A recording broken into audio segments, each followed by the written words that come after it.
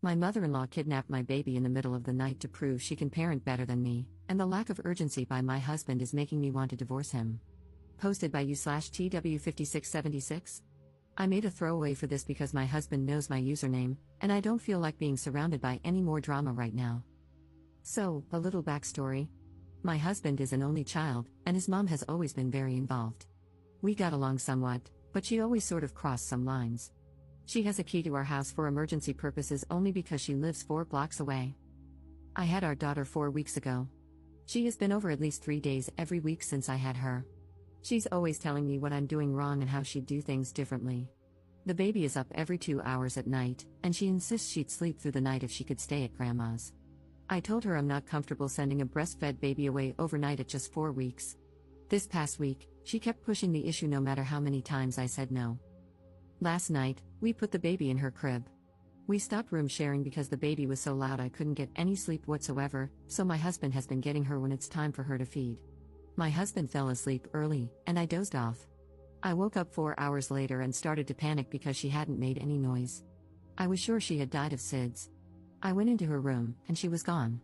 I froze and started screaming her name around the house like she would somehow pop out, as if it were all a joke. My husband woke up in a panic and just screamed, "What's going on?" over and over. I ran to my phone to call 911 and saw a picture message from my mother-in-law of my sleeping baby in her arms with the caption, "Sleepover at Gam Gam's." I was immediately enraged. I screamed so hard I almost vomited. I called her and saw red. I told her I was coming to get the baby and that she would never see her again, and to never contact our family again. My husband decided it was best if he went to get her. When he came back, he said his mother had let herself in to give us a break, that she was sure we'd hear the text, and she thought we would be thanking her for a night's sleep. I do not give a flying F. I hate her. I cannot forgive her for this.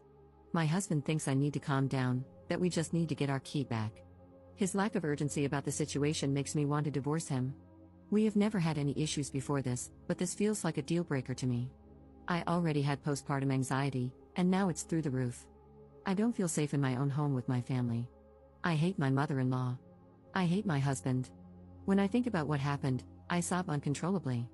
I can't sleep now that I know I can't protect my baby when I sleep. I can't believe I did not wake up. I feel like the biggest piece of crap mother. If any real danger had come, I would have let my daughter down. Am I overreacting for wanting a divorce or for never wanting to see my mother-in-law again? My husband and mother-in-law think it's my hormones and that I have overreacted. Am I overreacting?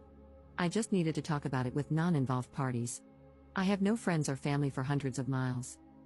Oh, and she also fed her formula while she had her, but that's the least of my worries. It still infuriates me because breastfeeding has been really hard for us. Commenter. I have a 16-month-old, and your story made me sick to my stomach. Here's what I would do. Pack a bag for me and the little one. Go to a trusted family member, friend, shelter, or hotel. Go to the police. Make sure dear husband understands that he either stands by you and your little one, or it's a divorce. She kidnapped your newborn from her crib, when you and he were at your most vulnerable, sleeping at night. If a mother and her infant can no longer feel safe in their own beds, that's the most existential fear you can have. This is sickening. Comment or edit. On the existential fear, deep down, we're still cavemen, driven by a desire to procreate and protect our young. The empty crib embodies the worst fear of a cavewoman coming true. It means the saber-toothed tiger got our baby in the night. The hope for our future, which we created at a huge expense to ourselves and loved, is gone. And of course, what happened with your mother-in-law is not the same as that scenario, but this is the first thing your lizard brain processes the moment you see that empty crib. That feeling is going to stay and may mean you'll never feel secure going to sleep again. This is why it's so important to realize just how serious a breach of trust this is. Update 1 day later. I just wanted to give everyone a quick update. I didn't respond, but I've read every comment, and the support I've received has meant so much to me. I bawled reading them because I finally felt like someone was on my side. I called my mom late last night, and I got a hotel. I refused to tell my husband where I was going but assured him that the baby and I would be safe. My mom is disgusted by what I've been through. She's getting on a plane today to come help me. This entire experience has pushed me to the point where I need therapy, so today my first order of business is getting a therapist set up ASAP. I've decided to be alone for a while, and when I'm ready, I'll go with my husband to see if there's a chance to move past this. Right now, I still don't want to, but I also agree that I'm not in the right place to make life-changing decisions. Either way, I can never move back into that house. I don't know what my plan is beyond the next few days, but I'm just going to take it day by day for now. As for my mother-in-law, I'm going to the police today to find out how to get a restraining order. She and my husband keep saying, but she was safe. She was never in danger. I disagree. My mother-in-law is clearly not mentally capable of caring for a child. Who knows what else she would do because she feels she knows best. Thank you all so much. I can't tell you how much the support from some internet strangers has meant to me. Second update 2 weeks later.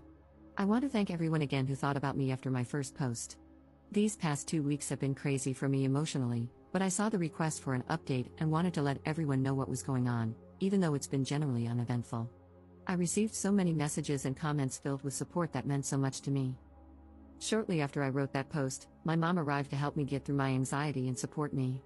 By the time she got here, I was in a hotel and still had not slept. It had been way too long without sleep, and I think the deprivation was making me feel even crazier. She came and sat with me while I slept, and it was the most helpful thing anyone could have done for me. My husband asked to talk, so I agreed to meet with him. He apologized and said he realized I was right, his mom had severely crossed a line. He admitted it was hard for him to accept that his mom did something so wrong, so in his mind, he was telling himself it wasn't that bad, and that if the baby wasn't hurt, then no harm was done. However, he wasn't considering the hurt it caused me and my sense of security. He told me he had changed the locks on the house and would support whatever I wanted to do regarding his mom. He said he was willing to cut off contact for a while but asked that I not press charges. We left it at that for the time being. I told him I'd think about what he said and keep in touch. Shortly after this happened, I received a lot of texts from his family, offering their support and apologizing for what happened. They assured me that no matter what, my baby and I are family and that we have their support. That meant so much to me. Having people finally back me up gave me some peace of mind. A few days after seeing my husband, we met up again. He brought me a letter from his mom. I considered just throwing it out, but I decided to read it. It was a very long-winded apology. She basically said that she feels sick about what she did. She admitted that if someone had done the same thing to her when her husband was young, she would have wanted them to die. She's terrified of losing me as a daughter-in-law and losing her grandchild, but she said she's going to keep her distance.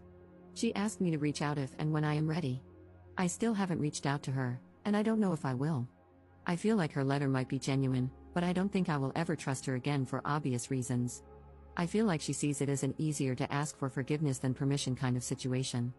I'm in a difficult place, trying to decide how to assert my authority as a mother without alienating my child from people who love them. I don't want my forgiveness to seem like weakness and, in the end, put my child in more situations like this. I've been getting help with all of this in therapy, which I've started twice a week. Right now, the general guidance I'm receiving from my therapist is to avoid making any big decisions yet, such as divorce, moving long distances, or cutting people off, so I'm taking things day by day. I make sure my husband sees our child every day. We haven't talked about the state of our marriage yet. I told him that when I'm ready, we will discuss it. He's respected that, and it's made a huge difference in the hope I have for our future. So that's really it. There haven't been any dramatic blow-ups or legal action. There are still a lot of unanswered questions for me, but this time has been filled with self-discovery and support from many unexpected places, and for that, I'm incredibly grateful. Commenter. You absolutely are the strong mama with all the power here. You are lucky that your mother-in-law seems to have recognized her transgression. Moving forward, her acceptance of any, every, and all limitations you place on her interaction with your family will be very telling. Assuming she doesn't try to buck your rules even a tiny bit, and after a long, very long period of time out for pulling her crap in the first place, I would imagine there is a real chance that a fairly normal grandmotherly relationship may be salvageable. But God knows that's some time out, maybe even years. Thank goodness you have had so many family members recognize how utterly wrong your mother-in-law's behavior was and that you have so many allies. I know it must feel like the entire world is untrustworthy right now, but with some time, a lot of love, and patience, you and your baby will be right as rain. Your hubs has a lot of groveling to do. Changing the locks was a great first step. I hope he continues to support you in the future rather than bury his head in the sand. It does sound like he is willing to work to get past this. God knows, if anyone ever so much as tried to think about stealing my baby from me, there would be so much hell to pay. My girls are mine, and I will protect them from all comers. My anger spikes hard just trying to empathize with you about the moment you could not find your child. Best wishes and good luck. It sounds like you are doing what you need to do, and that is perfect, and all you can do.